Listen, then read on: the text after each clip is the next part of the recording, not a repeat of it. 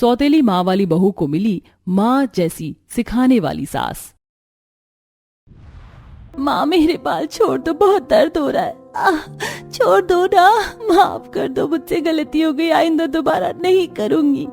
माँ मत छोड़ना, इसने जानबूझकर मेरा सूट जलाया। आज तो तू गई, तुझे सबक सिखाना ही पड़ेगा। मुझसे गलती से मीना की ड्रेस जल गई, मैंने जानबूझकर नहीं जलाई। मुझे ये वाली प्रेस इस्तेमाल करनी नहीं आती, मुझे किसी ने भी नहीं बताया कि इसे किस तरह इस्तेमाल करना है। अच्छा, तो तू अब इसका दोष हमें देगी? गलती तू करे और इल्जाम हम पर लगाए। तुझे प्रेस का इस्तेमाल करना नहीं आता ना? आज मैं तुझे बताती हूँ कि कैसे इसका इस्तेमाल करते हैं। लता गरम प्रेस उठाती है और सीधा गायत्री के हाथ पर लगा देती है। छोड़ दो, बहुत जल रहे, माँ छोड़ दो। माँ छोड़ दो। मत छोड़ना, जिस तरह इसने मेरी ड्रेस जलाई है इस तरह इसका हाथ भी जला दो। गरम प्रेस से लता काफी बुरी तरह से गायत्री का हाथ जला देती है। आज तो सिर्फ तेरा हाथ जलाया, अगर आइंदा तूने ऐसी कोई गलती करी तो जिंदा जला दूंगी तुझे, समझी? अब खड़ी खड़ी क्या देख रही है, जा घर के काम कर। लता अपनी बेटी मीना को लेकर सीधा कमरे में चली जाती है और दरवाजा बंद कर देती है। तो वहीं जले हाथ में गायत्री बाहर हॉल के कोने में बैठकर अपनी माँ की तस्वीर देखते हुए रोने लगती है। बहुत जल रहा है, अगर आप यहाँ होती आज तो ये जख्म मुझे कभी नहीं मिलता। माँ आप क्यों मुझे छोड़कर चली गई? मुझे भी आपके पास आना है माँ। काश जब मैं पैदा हुई थी उसी वक्त मर जाती तो आज मुझे ये सब सहना नहीं पड़ता। गायत्री अपनी माँ की तस्वीर को सीने से लगाए काफी रोती है। पैदा होते ही गायत्री की माँ ममता दुनिया से चल बसी थी। अपनी बच्ची को माँ का प्यार देने के लिए गायत्री के पिता मनोज लता से दूसरी शादी कर लेते हैं, इस उम्मीद में कि लता गायत्री को माँ का प्यार देगी। लेकिन जैसे ही लता को अपनी बेटी मीना होती है तो लता गायत्री को सौतेली माँ का रूप दिखाने लगती है। मनोज अपने काम के सिलसिले में ज्यादातर शहर में ही रहता था, वहीं रहकर कपड़ों की फेरी लगाता था, इसलिए उसे अपनी बेटी पर हो रहे अत्याचारों के बारे में बिल्कुल भी खबर नहीं थी। छोटी सी छोटी गलती पर भी लता अपनी बेटी मीना के साथ मिलकर गायत्री पर खूब अत्याचार करती थी, न उसे गलती पर समझाती थी। वहीं दूसरी ओर कुछ दिन बाद अमीर कौशल्या के घर पंडित आए थे, लिविंग हॉल में बैठे थे, चाय नाश्ता भी रखा था। देखिए कौशल्या बहन, कितनी सुंदर लड़की है, और तो और काफी अमीर घर से भी है, भर भर के दहेज लाएगी ये। पंडित जी, अपने मानव के लिए मुझे कोई अमीर लड़की नहीं चाहिए, बल्कि मुझे एक कुंभ राशि की लड़की चाहिए, ताकि मेरे मानव की कुंडली में राहु केतु के जो भी दोष है वो हमेशा हमेशा के लिए खत्म हो जाए। आप कोई ऐसी लड़की ढूंढिए। अब लड़की गरीब हो या अमीर, मुझे उससे कोई फर्क नहीं पड़ता। बहन जी, एक दो लड़कियां हैं मेरी नजर में, उनके परिवार वालों से बात करके मैं आपको बताता हूँ। पंडित जी कौशल्या के घर से निकल जाते हैं। वहीं दूसरी तरफ गायत्री घर में पोछा लगा रही थी और मीना को लता बेड पर बिठाकर खाना खिला रही थी। बस भी करो ना, भर गया मेरा पेट, और कितना खिलाओगी? कितनी दुबली पतली हो गई है मेरी बच्ची, 3 रोटी में क्या पेट भरता है? ये ले एक और रोटी खा। देखो ना माँ, ये चुड़ैल कैसे पोछा लगाते हुए मुझे घूर रही है, कहीं मेरे खाने को नजर तो नहीं लगा रही। आंखें ना निकाल लूं मैं इसकी, अगर मेरी बेटी के खाने को नजर लगाएगी। घूर घूर कर क्या देख रही है, ठीक से पोछा लगा ले। अगर जरा भी गंदगी मिली ना जमीन पर तो मुझसे बुरा कोई नहीं होगा। पोछा लगाकर गायत्री बाहर चली जाती है। तो वहीं दूसरी तरफ कौशल्या के घर से निकलकर पंडित जी सीधा लता के घर आते हैं। पंडित जी आप यहाँ आइए आइए। कुछ दिन पहले मनोज भाई साहब से मुलाकात हुई थी, उन्होंने गायत्री बिटिया के लिए रिश्ता देखने को कहा था। 1-2 रिश्ते हैं मेरी नजर में, इसलिए गायत्री बेटी की कुंडली लेने आया था। क्या ही फायदा उस मनहूस का रिश्ता देखने का, पैदा होते ही अपनी माँ को खा गई, न जाने ससुराल जाकर किसे खाएगी। लता गायत्री की कुंडली के साथ साथ अपनी बेटी मीना की कुंडली भी पंडित जी को दे देती है। अगर कोई अच्छा रिश्ता हो तो सबसे पहले मेरी मीना के लिए बताना, ठीक है पंडित जी? इसका तो छोड़ो, इसकी शादी हो या ना हो मुझे तो इससे कोई फर्क नहीं पड़ता। पंडित जी लता से मीना और गायत्री की कुंडली लेकर चले जाते हैं और अपने घर जाकर कौशल्या के बेटे मानव की उन दोनों बहनों से कुंडली मिलवाते हैं। गायत्री कुंभ राशि की थी और उसकी कुंडली सीधा मानव से जाकर मिलती है। 36 के 36 गुण और कुंडली का ऐसा शुभ योग देख पंडित जी काफी खुश होते हैं और कौशल्या के घर जाकर बैठकर उसे बताते हैं। मैं बता नहीं सकती कि आज मैं कितनी ज्यादा खुश हूँ। मंदिर में जाकर जरूरतमंद लोगों में खाना कपड़े बांट कर आऊंगी। लेकिन एक छोटी सी समस्या है, वो लड़की एक गरीब घर से है। तो क्या हुआ पंडित जी? मुझे अमीरी गरीबी से कोई फर्क नहीं पड़ता, मेरी तरफ से तो ये रिश्ता पक्का है। पंडित जी कौशल्या के घर से निकलकर अब सीधा लता के घर आते हैं, जहां आज काफी दिनों बाद मनोज भी अपने घर आया होता है। वहीं गायत्री खाना बनाती है और वो लोग पंडित जी को बिठाते हैं। पंडित जी मनोज लता को गायत्री के रिश्ते की बात बताते हैं। इतने अमीर घर में इस गायत्री का रिश्ता हो रहा है। पंडित जी, मैंने आपको अपनी मीना की भी तो कुंडली दिखाई थी, उसका क्या हुआ? कौशल्या जी कुंडली पर ज्यादा भरोसा करती हैं। उन्हें अपने बेटे की कुंडली से मिलने वाली कुंडली ही चाहिए थी, जो गायत्री बिटिया की है। कुछ भी करिए और गायत्री का रिश्ता तुड़वा कर मेरी मीना का रिश्ता लगाइए। ये तुम क्या कह रही हो? तुम्हारा दिमाग तो नहीं खराब हो गया? गायत्री मेरी बड़ी बेटी है, तो सबसे पहले शादी उसकी होगी। पंडित जी, ये रिश्ता हमारी तरफ से भी पक्का है। सौतेली बेटी का इतने बड़े घर में रिश्ता लगने पर कौशल्या मन ही मन काफी ज्यादा जलती है और आज वो गायत्री को अपने कमरे में बुलाती है। माँ, बुलाया आपने? हाँ, बैठ मेरे पास। गायत्री लता के पास बेड पर बैठती है और लता उसके कंधे पर हाथ रखकर कहती है, तू है तो मेरी सौतेली बेटी, लेकिन तेरी जिंदगी बर्बाद हो ये मैं भी नहीं चाहूंगी। अरे तू खुद ही सोच कि क्यों वो अमीर औरत तुझे अपने घर की बहू बनाना चाहेगी। आखिरकार है क्या तुझ में? मुझे तो कुछ गड़बड़ लग रही है। और नहीं तो क्या, ऐसी न्यूज तो आजकल काफी आने लगी कि गरीब घर की बेटी को अमीर घर की बहू बनाकर ले गए और बाद में उसे बेच दिया या मार दिया। मीना गायत्री को काफी ज्यादा भड़काने की कोशिश करती है, जिससे गायत्री काफी डर भी जाती है। पर पिता से हौसला पाकर कुछ दिन बाद गायत्री की मानव से शादी हो जाती है। कौशल्या धूमधाम से अपने घर की बड़ी बहू का गृह प्रवेश करती है। ढोल बज रहे थे, उसके ऊपर फूलों की वर्षा हो रही थी, जिसके बाद वो कलश गिराकर अंदर आती है। वेलकम होम भाभी, मैं आपका देवर अनिकेत। आपको कुछ भी चाहिए हो तो मुझे बताना। भाभी, मैं आपका सबसे छोटा देवर केतन हूँ। अगर आपको कोई भी परेशान करे तो मुझे बताना। दोनों देवर भाभी मिलकर उसे सबक सिखा देंगे। इनकी बातों पर ध्यान मत दे बहू, ये शरारती दोनों तुझे भी अपने जैसा बना लेंगे। गायत्री बहू, तुम इस घर की सबसे बड़ी बहू हो, इसलिए तुम पर जिम्मेदारियां भी थोड़ी ज्यादा होंगी। कोशिश करना अपनी सारी जिम्मेदारियों को अच्छे से निभा पाओ। घर में आते ही माँ जी ने जिम्मेदारियां थमा दी। पता नहीं आगे क्या होने वाला है मेरे साथ। कौशल्या गायत्री को उसके कमरे में छोड़ देती है और ऐसे ही शादी का दिन गुजर जाता है। अगला दिन। आप कहीं जा रही हैं क्या? हाँ गायत्री, जानता हूँ शादी के अगले दिन मुझे तुम्हारे साथ होना चाहिए, लेकिन क्या करूँ, बहुत इंपॉर्टेंट मीटिंग है। पर मैं शाम को जल्दी आ जाऊंगा और अगर तुम्हें मेरी याद आए तो मुझे कॉल कर लेना। वैसे शादी से पहले तुमने मुझे एक बार भी कॉल नहीं किया और तुम्हारा नंबर भी नहीं था मेरे पास। मेरे पास फोन नहीं है ना, इसलिए मैं आपसे बात नहीं कर पाई। क्या कहा तुमने? आज के टाइम पर तुम्हारे पास फोन नहीं है? चलो कोई बात नहीं, मेरे पास एक फोन रखा है, मैं तुम्हें दे देता हूँ। मानव अलमारी से स्मार्टफोन निकालकर गायत्री को देता है। इसमें सिम भी है और मेरा नंबर भी सेव है, तो तुम मुझे कॉल कर लेना, ठीक है? अब मैं चलता हूँ। इतना कहकर मानव चला जाता है तो वहीं गायत्री स्मार्टफोन को लेकर बैठती है और उसे देखने लगती है। इन्होंने मुझे फोन तो दे दिया, लेकिन इसका इस्तेमाल कैसे करना है ये नहीं बताया। मीना के पास भी ऐसा ही फोन था, लेकिन उसने मुझे कभी अपना फोन नहीं दिखाया। अब इसे कैसे इस्तेमाल करते हैं? गायत्री इतना बोल रही होती है कि तभी कौशल्या गायत्री के कमरे में आती है और उसके पास बैठती है। गायत्री बहू, तुम तैयार हो गई? मैं तुम्हें ही लेने आ रही थी। और ये तो मानव का फोन है ना? जी माँ जी, मेरे पास फोन नहीं था, इसलिए उन्होंने मुझे अपना फोन दे दिया। दोपहर के समय वो फ्री होता है तो तुम उससे आराम से वीडियो कॉल कर लेना। लेकिन माँ जी, मुझे वीडियो कॉल करना आता ही नहीं है। वीडियो कॉल तो दूर, मुझे तो स्मार्टफोन इस्तेमाल कैसे करते हैं ये भी ठीक से नहीं आता। मैंने कभी स्मार्टफोन इस्तेमाल नहीं किया।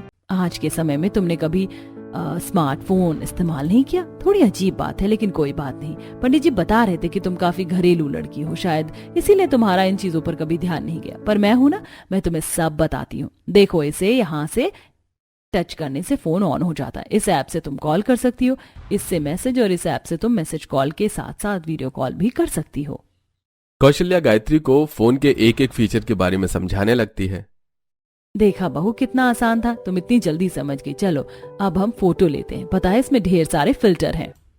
कौशल्या गायत्री के साथ ढेर सारी फोटोज लेती है, जिससे गायत्री को भी काफी अच्छा लगता है। प्यारी फोटोज आई है ना बहू?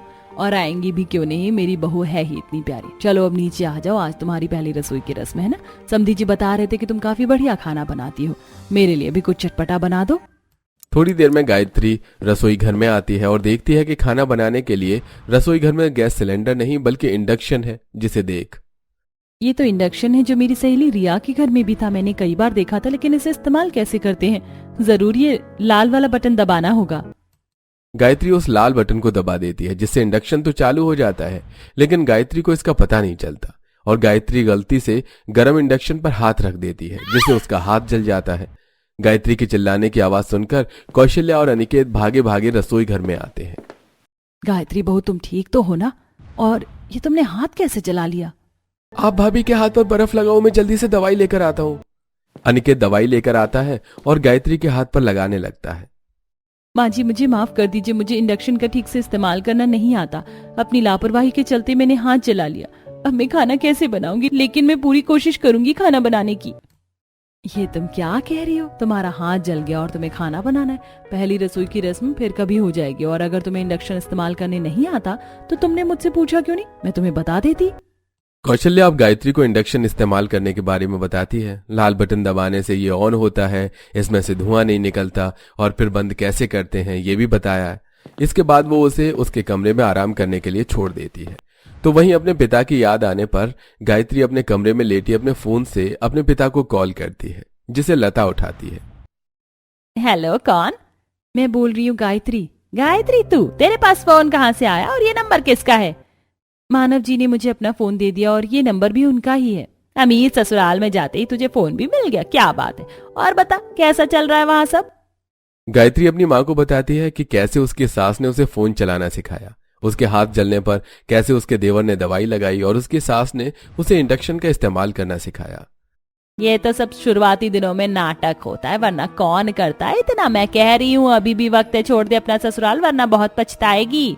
अपनी सौतेली बेटी की खुशी से लता इतना जलती थी कि वो उसे उसकी शादी के बाद भी भड़काना नहीं छोड़ती, जिसके बाद वो अपनी माँ की फोटो देखकर उससे बात करती है। माँ, क्या लता माँ ठीक कह रही हैं? वैसे मेरे ससुराल वाले बहुत अच्छे हैं, पर लता माँ की बात सुनकर मुझे डर लगने लगा है। काश उनकी बातें झूठी हों। और ऐसे ही 1-2 दिन गुजर जाते हैं। गायत्री सारे कपड़े इकट्ठा करके उन्हें धोने के लिए जैसे ही बाथरूम में जाती है। ये कैसी वॉशिंग मशीन है? वॉशिंग मशीन तो ऐसी नहीं होती। लगता है ये अमीरों वाली वॉशिंग मशीन है, लेकिन इसका इस्तेमाल कैसे करते हैं? गायत्री ने पहली बार ऑटोमेटिक वॉशिंग मशीन देखी थी। गायत्री जैसे तैसे कर उस वॉशिंग मशीन को ऑन करके उसमें कपड़े डाल देती है। 15 मिनट बाद वो वॉशिंग मशीन अपने आप बंद हो जाती है। ये देख, ये वॉशिंग मशीन अपने आप कैसे बंद होगी? कहीं मैंने इसे खराब तो नहीं कर दिया? ये तो दिखने में इतनी महंगी लग रही है, लगता है अब माँ जी बहुत मारेंगी। अरे गायत्री बहू, क्या बात कर रही हो खुद से? माँ जी मुझे माफ कर दीजिए, मैं बहुत बड़ी बेवकूफ हूँ। मुझे पहले आपसे पूछ लेना चाहिए था। मैंने आपकी महंगी वॉशिंग मशीन खराब कर दी। देखिए ना, चलते चलते अपने आप बंद हो गई। अरे बहू शांत हो जाओ, ये ऑटोमेटिक वॉशिंग मशीन है जो हर 15 मिनट में रुक जाती है। अभी दिखाती हूँ मैं तुम्हें। कौशल्या जैसी वॉशिंग मशीन का बटन दोबारा ऑन करती है तो वॉशिंग मशीन चलने लग जाती है। ये देख गायत्री की सांस में सांस आती है। तुम भी ना छोटी छोटी बातों पर कितना ज्यादा घबरा जाती हो। अब कपड़े छोड़ो और जल्दी से तैयार हो जाओ, आज दोनों सास बहू शॉपिंग पर जाएंगे। ऐसे ही कुछ समय और गुजर जाता है। गायत्री हॉल में रखा टेबल साफ कर रही होती है कि तभी गलती से गायत्री का हाथ पानी के गिलास पर जा लगता है, जिसका पानी सीधा केतन के लैपटॉप पर आ जाता है। ओह माय गॉड भाभी, ये क्या? आपने मेरी सारी प्रेजेंटेशन उड़ गई। सॉरी देवर जी, गलती हो गई। पता नहीं ध्यान कहाँ था मेरा। अब मैं क्या करूँ? आपकी सारी मेहनत खराब हो गई, अब क्या होगा? अरे केतन, क्यों परेशान कर रहा है अपनी भाभी को? बहू इसकी बातों पर ध्यान मत दे, इसका लैपटॉप वाटरप्रूफ है, कुछ भी नहीं हुआ। हाँ भाभी, माँ बिल्कुल ठीक कह रही है। आप भी ना बच्चों जैसी डर गई, और अगर खराब हो भी जाता तो मैं आपसे कभी इस तरह बात नहीं करता। एक लैपटॉप के लिए मैं अपनी भाभी से इस तरह बात कर सकता हूँ क्या? केतन की बात सुनकर गायत्री को अपने कुछ बीते हुए कल याद आने लगते हैं। माँ, मैंने इस फोन को खराब नहीं किया है। मैंने तो बस इसे उठाकर टेबल पर रखा है ताकि मैं बेड पर चादर बिछा सकूं। नहीं माँ, इसने मेरा फोन खराब किया। ये जलती थी मेरे फोन से क्योंकि इसके पास फोन नहीं है। आप इसे छोड़ना मत। अच्छा हुआ मैंने सारा इल्जाम इस गायत्री पर लगा दिया। अब मैं माँ को क्या बताती कि ये फोन मुझसे पानी में गिरने से खराब हो गया। अब सही है, माँ इसे मारेंगी और मुझे नया फोन भी दिला देंगी। अपने मायके के पलों को याद करते हुए गायत्री की आंखें भर आती हैं। तो वहीं इस बीच गायत्री की सौतेली माँ लता भी उसे कॉल पर भड़काना बंद नहीं करती। वहीं दूसरी तरफ कौशल्या अपनी बहू को अपनी बेटी जैसा प्यार दे रही थी। माँ जी, इस बटन को दबाते ही वैक्यूम क्लीनर की पावर बढ़ जाती है और इससे कम हो जाती है ना? बिल्कुल सही कहा बहू, तुम तो कुछ ही दिनों में काफी सारी चीज चलाना सीख गई हो। देखा, समझाने से इंसान हर चीज समझ जाता है। ऐसे ही कुछ दिन गुजर जाते हैं। गायत्री जल्दबाजी में फ्रिज का डोर खुला छोड़ देती है, जिससे फ्रिज की सारी गैस निकल जाती है और फ्रिज खराब हो जाता है। डर के मारे गायत्री अपने कमरे में जाकर बैठ जाती है, तो वहीं गायत्री के ना दिखने पर कौशल्या उसे ढूंढते हुए कमरे में आती है। गायत्री बहू, तुम यहाँ क्या कर रही हो? आप प्लीज मुझे मारना मत, मैं जानती हूँ मुझसे गलती हो गई, जल्दबाजी में मैंने फ्रिज का दरवाजा खुला छोड़ दिया था, मुझे माफ कर दीजिए माँ जी। अरे बहू, तो क्या हुआ, मुझे तो इस बारे में कुछ पता भी नहीं था। रो क्यों रही है, और भला मैं तुझे क्यों मारूंगी? चल चुप हो जा। कौशल्या गायत्री को चुप करवाती है, जिससे गायत्री को थोड़ी राहत मिलती है और ऐसे ही शाम हो जाती है। गायत्री किचन में खाना बना रही होती है कि तभी गायत्री की सौतेली माँ लता उसे कॉल करती है। तू मेरी बात समझती क्यों नहीं है? अरे वो लोग तुझे आज नहीं तो कल मार देंगे। जितना तू नुकसान कर रही है ना, उतना ही तुझे तड़पा तड़पा कर मारेंगे वो लोग। मैं तो कह रही हूँ अभी भी वक्त है, वापस आ जा। गायत्री अब पूरी तरह से कंफ्यूज हो चुकी थी, जिसके चलते वो हर दिन अपनी माँ की तस्वीर लेकर अपनी माँ से बात करती थी। ऐसे ही कुछ समय और गुजरता है और गायत्री की तबीयत थोड़ी खराब हो जाती है, जिसके चलते कौशल्या बेड पर लेटी गायत्री को दवाई देती है और काफी अच्छे से ध्यान रखती है। कितनी बार कहा है कि ज्यादा देर ठंडे पानी में काम मत किया करो, अब हो गई ना बीमार। माँ जी, आप क्यों परेशान हो रही हो? मैं ठीक हो जाऊंगी। ऐसे ही नहीं ठीक हो जाओगी। अब जब तक ठीक नहीं हो जाती, बेड से हिलना नहीं है। मैं यहीं तुम्हारे पास रहूंगी, किसी भी चीज की जरूरत हो तो मुझे बता देना। थोड़े से बुखार के चलते अपनी सास को अपनी इतनी फिक्र करता देख एक बार फिर गायत्री को अपने बीते कल की याद आती है। खुल गई नींद या और सोना है महारानी को? ये आपने क्या किया? इतनी ठंडी में मुझ पर इतना ठंडा पानी डाल दिया। शुक्र मना कि बर्फ नहीं डाला। अब खड़ी और जाकर कपड़े धो। गायत्री को धीरे धीरे यकीन होने लगा था कि उसके ससुराल वाले सच में काफी अच्छे हैं और ऐसे ही कुछ समय और गुजर जाता है। आज गायत्री की सौतेली माँ लता अपनी बेटी मीना के साथ उससे मिलने ससुराल आती है और ससुराल आते ही वो उसे फिर से भड़काना शुरू कर देती है। सभी बैठे होते हैं, गायत्री चाय लेकर आ रही होती है, तभी मीना चुपके से अपना पैर गायत्री के पैर में अड़ा देती है, जिससे सारी चाय सोफे पर जाकर गिर जाती है। कर दिया नुकसान, पड़ गया तेरे दिल को चैन। ये लड़की तो हर जगह मेरी नाक ही कटवाती है, और नहीं तो क्या माँ, लगता है इसकी अकल ठिकाने लगानी पड़ेगी। इससे पहले लता गायत्री को थप्पड़ मारती कि तभी कौशल्या लता का हाथ पकड़ लेती है। ये आप क्या कर रही हैं? आपकी हिम्मत कैसे हुई मेरी बहू पर हाथ उठाने की? इसने आपका इतना महंगा सोफा खराब कर दिया, आपको क्या बिल्कुल भी फर्क नहीं पड़ा? सोफा हमारा है, नुकसान हमारा। आप कौन होती है मेरी बहू पर हाथ उठाने वाली? और मेरी बहू ने कोई जानबूझकर नहीं किया है। आइंदा मेरी बहू पर हाथ उठाने की कोशिश की तो मुझसे बुरा कोई नहीं होगा। हाँ माँ, बिल्कुल ठीक कह रही हैं। गायत्री भाभी हमारे लिए सिर्फ भाभी नहीं बल्कि माँ के जैसी हैं और अपनी माँ का अपमान होते हुए हम नहीं देख सकते। ये सब देख लता मीना का हाथ पकड़ती है और मुंह बनाकर वहां से चली जाती है। तो वहीं गायत्री अपनी सास कौशल्या के गले लगकर रोने लगती है। इतने दिनों तक गलत फहमी में थी कि आप लोग जरूर मेरे साथ कोई नाटक कर रहे हैं। कोई इतना अच्छा कैसे हो सकता है? लेकिन आज मुझे यकीन हो गया, मेरी सौतेली माँ के भड़कावे में आकर मैंने आप लोगों को कहीं ना कहीं गलत समझा। मैंने तुम्हें आज तक बताया नहीं, भगवान ने मुझे 3 बेटे दिए, लेकिन मैं हमेशा बेटी के लिए तरसी। मैंने तो हमेशा यही सोचा था कि जब भी मेरी बहू आएगी तो मैं उसे बहू नहीं बल्कि बेटी बनाकर प्यार दूंगी। तुम मेरी बेटी हो। हाँ गायत्री, माँ बिल्कुल ठीक कह रही हैं। हम तुम्हारा परिवार हैं और तुम पर कभी भी कोई आंच नहीं आने देंगे। भाभी, हम सब आपसे बहुत प्यार करते हैं और अब आपको किसी भी चीज की फिक्र करने की कोई जरूरत नहीं है। गायत्री अब हमेशा हमेशा के लिए अपनी सौतेली माँ से कांटेक्ट खत्म कर देती है, पर पिता से मिलती रहती है और अब बिना किसी गलतफहमी और डर के हंसी खुशी अपने ससुराल में रहती है।